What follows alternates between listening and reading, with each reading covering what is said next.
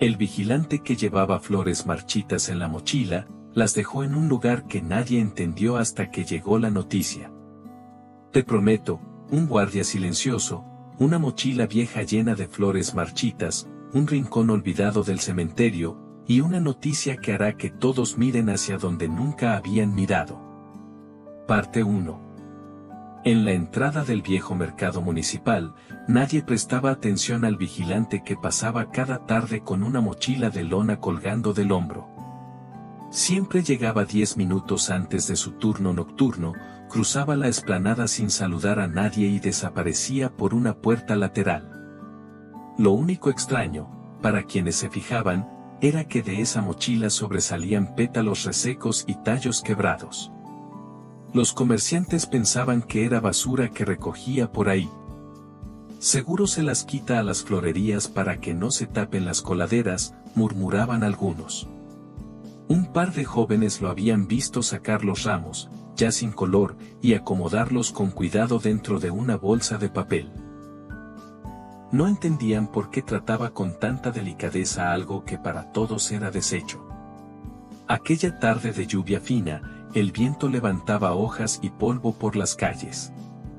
Él llegó como siempre, con el uniforme gastado y las botas húmedas. Subió la mochila al mostrador de la caseta de vigilancia, pero en lugar de guardarla, la sujetó con fuerza y salió de nuevo, caminando en dirección contraria al mercado. Lo siguió de lejos una vendedora de pan que cerraba su puesto. No era curiosidad maliciosa, simplemente quería entender qué hacía con esas flores. El vigilante caminó hasta el final de la calle, dobló hacia un callejón y avanzó por un sendero de tierra que conducía al cementerio. Allí, bajo la sombra de un ciprés torcido, se arrodilló frente a una lápida sin nombre. No había velas, ni adornos, ni siquiera un marco que indicara quién estaba enterrado allí. Sacó las flores marchitas, las acomodó con cuidado sobre la tierra húmeda y se quedó en silencio, con la cabeza inclinada. La vendedora sintió un nudo en la garganta. No se atrevió a acercarse. Dio media vuelta y regresó al mercado, pero no pudo sacarse de la cabeza la imagen de aquel hombre solo, hablando en voz baja frente a una tumba olvidada. Lo que ninguno de los dos sabía era que, al día siguiente, una noticia en la radio iba a cambiar el significado de esa lápida y de las flores que él llevaba cada tarde. Parte 2. La mañana siguiente amaneció gris, con un aire pesado que parecía anunciar tormenta. El mercado se llenó temprano de murmullos. Alguien había escuchado en la radio local que la policía investigaba un caso antiguo, uno de esos que todos creían enterrados en el olvido. El locutor hablaba de un hallazgo inesperado en el cementerio municipal, pero no daba más detalles, prometiendo ampliar la información al mediodía. La vendedora de pan, que aún tenía en la mente la imagen del vigilante arrodillado frente a la lápida sin nombre, no pudo evitar relacionar las dos cosas. Lo vio llegar a su turno como siempre, mochila al hombro, con la misma expresión inexpresiva. Pero esta vez, en lugar de ir directo a la caseta, se quedó un momento en la entrada, mirando hacia la calle, como si estuviera calculando si tenía tiempo para hacer algo antes de que empezara su guardia. «Buenos días», se atrevió a decirle ella, fingiendo acomodar las charolas de pan dulce. Él asintió apenas, sin sonreír, y siguió su camino. A las 12:04, la radio interrumpió la programación musical para dar la noticia. Con voz solemne, el locutor anunció que en el cementerio municipal, en la zona más antigua, se había encontrado evidencia relacionada con la desaparición de una joven ocurrida hace más de 20 años. Un trabajador de mantenimiento, mientras retiraba escombros, había notado que la lápida sin nombre cubría una tumba irregular. Al inspeccionarla, hallaron objetos personales enterrados junto a los restos, un prendedor de plata, un cuaderno de notas y una foto en blanco y negro con la fecha escrita a mano, 1998. La vendedora dejó caer la charola de pan al suelo. No necesitaba ver la televisión ni leer el periódico, sabía exactamente qué lápida era. Esa tarde, cuando el vigilante salió con su mochila, ella sintió una mezcla de miedo y urgencia. Lo siguió a distancia, pero esta vez él no fue al cementerio. Tomó un camino diferente, que lo llevó a una pequeña casa de fachada descascarada, en las afueras del barrio. Tocó la puerta 3 veces, esperó, y una anciana de cabello blanco le abrió. Él sacó un ramo marchito de la mochila y se lo entregó con las 2 manos, como si fuera un tesoro. La anciana lo recibió con lágrimas en los ojos. «Hoy la encontraron, ¿verdad?», dijo, sin que él hubiera pronunciado palabra. Parte 3. El vigilante que llevaba flores marchitas en la mochila, las dejó en un lugar que nadie entendió hasta que llegó la noticia. El vigilante no respondió de inmediato a la anciana. Su mirada, fija en el suelo, parecía buscar las palabras correctas, pero sus manos, aferradas a la correa de la mochila vacía, hablaban de una costumbre tan arraigada que ya era parte de él. «No lo dijeron todo en la radio», murmuró al fin. «Solo dijeron que encontraron cosas, pero yo vi las fotos. Vi el cuaderno. Es de ella». La anciana cerró los ojos y acarició las flores marchitas como si fueran frescas. No eran simples ramos abandonados en la basura del mercado, cada uno había sido recogido, guardado y llevado con cuidado al mismo lugar durante años. «No sé cómo agradecerte lo que has hecho», dijo ella con voz quebrada. «No lo hice por agradecimiento», respondió él. «Lo hice porque era lo único que podía darle». El silencio que siguió estaba cargado de recuerdos que él no compartió, pero que la anciana parecía conocer. Se sentó en una silla de madera y lo invitó a hacer lo mismo. Sobre la mesa había un álbum fotográfico viejo, las esquinas mordidas por el tiempo. Abrió una página al azar y apareció una imagen de una joven de cabello largo, con una sonrisa luminosa y un vestido de flores. «Ella», susurró él, apenas tocando la foto. «Me dio de comer cuando nadie me veía. Era la hija de la señora del puesto de tortillas. Una vez me encontró durmiendo en la plaza y me llevó un plato caliente. Nadie más lo hizo». En sus ojos había una mezcla de dolor y lealtad. La anciana lo escuchaba sin interrumpir, las manos sobre el álbum como si intentara protegerlo de un viento invisible. Cuando desapareció, continuó él, la gente dejó de hablar de ella. Dijeron que se había ido con un hombre, que se había escapado. Pero yo sabía que no. Nunca hubiera dejado a su madre. Y yo no podía hacer nada, salvo esto, y señaló con la cabeza las flores. Llevarle algo cada semana, aunque fuera marchito, para que supiera que alguien todavía la recordaba. La anciana asintió, y en ese gesto había tanto dolor como gratitud. Afuera, el sonido distante de una sirena rompió el momento. Él se levantó, con el instinto de quien sabe que su turno está por empezar. «Va a salir en todas partes», dijo antes de irse. «Y cuando eso pase, la verdad también va a salir». Lo que ninguno de los dos sabía era que, mientras hablaban, una patrulla se dirigía al cementerio con una orden directa: cerrar la zona y revisar todas las tumbas sin nombre. Y esa búsqueda no iba a terminar sin señalar a alguien que llevaba más de 2 décadas fingiendo que nada había pasado. Parte 4. La noticia comenzó a tomar forma esa misma tarde. Los noticieros locales ya no hablaban de un hallazgo aislado, sino de la reapertura de un caso de desaparición que había quedado archivado en 1998.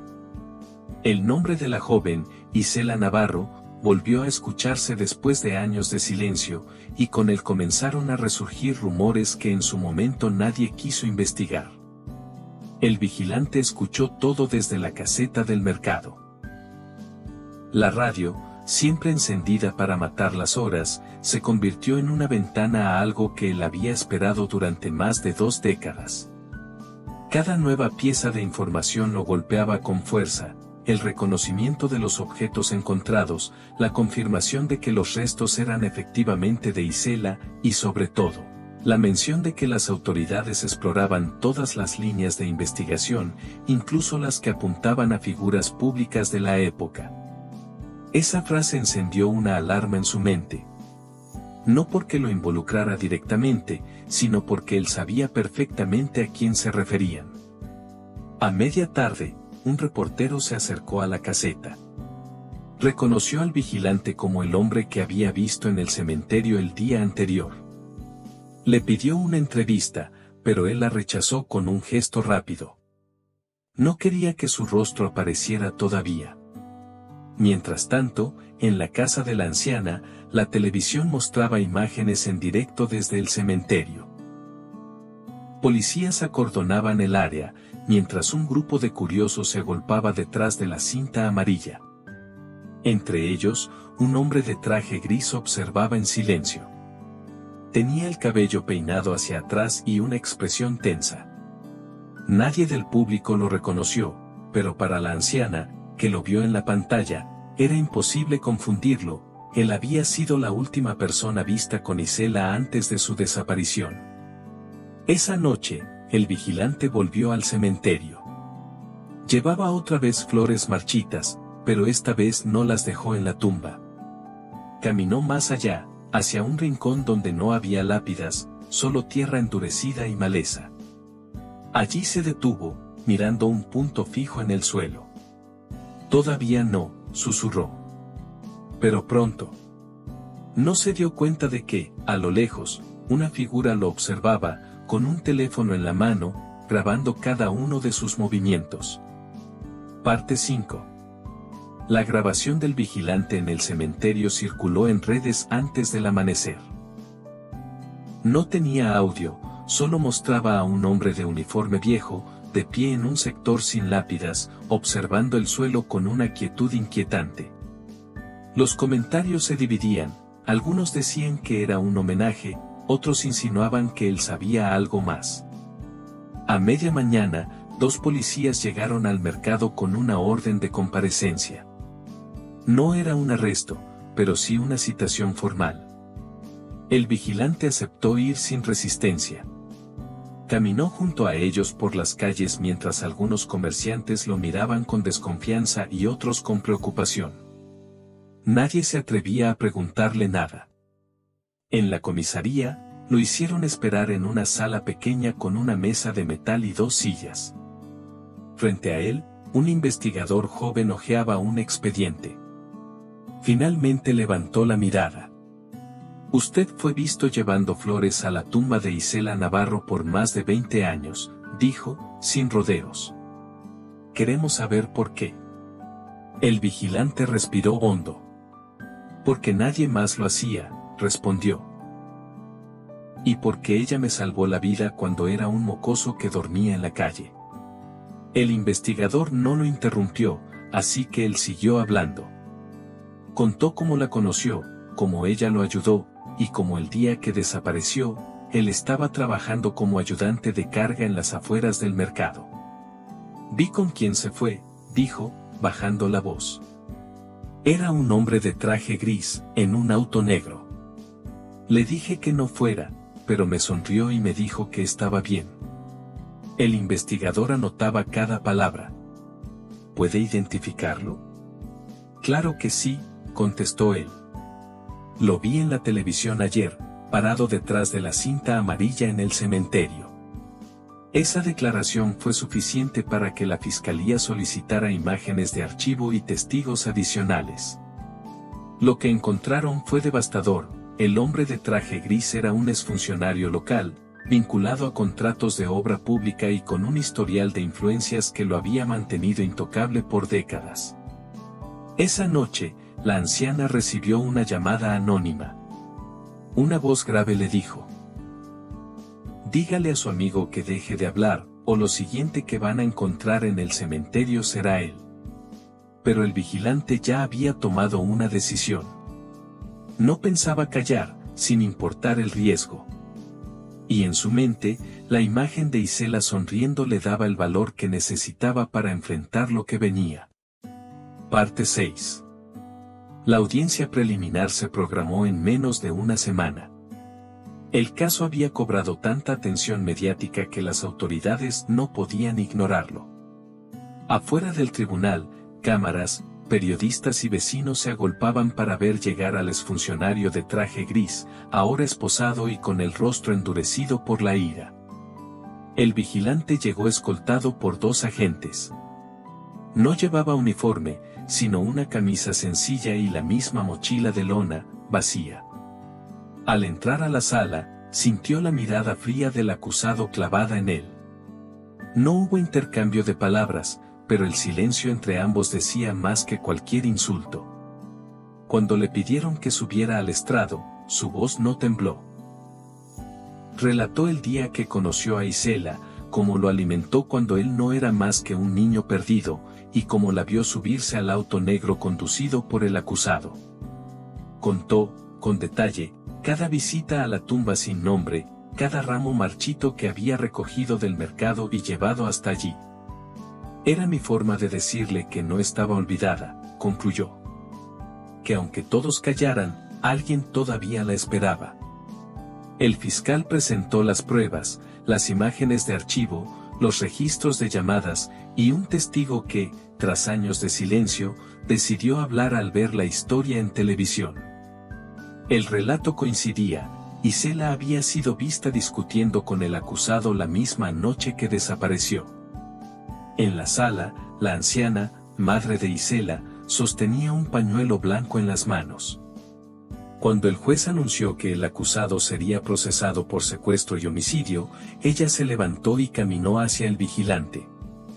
No le dijo nada, simplemente lo abrazó con una fuerza que llevaba años guardada. Esa tarde, cuando salió del tribunal, un grupo de vecinos lo esperaba afuera. Algunos le daban la mano, otros le dejaban flores, pero esta vez no marchitas, ramos frescos, llenos de color. Esa noche, volvió al cementerio. Caminó hasta la tumba, retiró las flores secas y las reemplazó por un ramo vivo, fragante. Se quedó de pie, mirando la lápida, y susurró. Ya está, Isela, ya está.